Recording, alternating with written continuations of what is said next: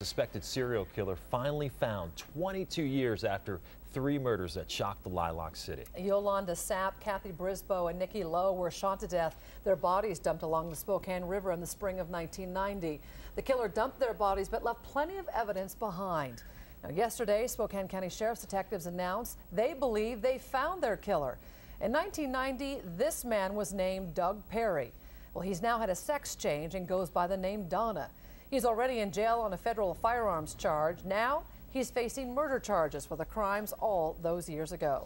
The families of these 3 women have waited decades, some believing these cases would never be solved. Kathy Brisbois' family says they're finally able to write the last chapter of their sister's life. She was found along the river in 1990, shortly after spending her last Christmas with her family. She fought her attacker, and the DNA found underneath her fingernails was what helped Perry to those murders.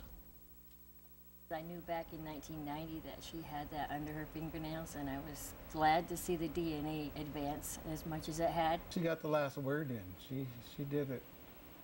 She pulled it off. And Kathy's siblings say they want the woman to be remembered, not to be remembered as prostitutes, but as daughters and sisters who left loving families behind. The DNA match would not have been possible at the time of those killings. The technology just wasn't there.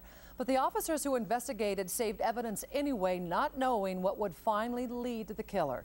KXLY4's Anusha talked to 2 of the people who investigated those cases all those years ago. And Anusha, this is a case that's really come full circle. Yeah, and the investigators that I talked to remember this clearly just because there were so many victims in such a short amount of time. And they both said that even though the case did go cold for some time, the search for answers never stopped.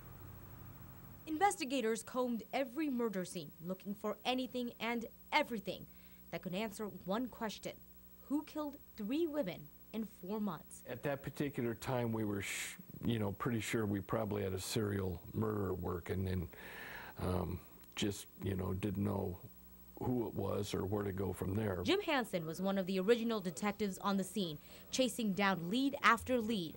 But eventually, the case went cold. It just kind of goes on the back burner. It never goes away, but it's always on the back burner. But evidence collected 22 years ago helped break this case this year. Satisfied, that maybe something that you did when you did it was worthwhile. 4 years ago, a full DNA profile was created of the suspect.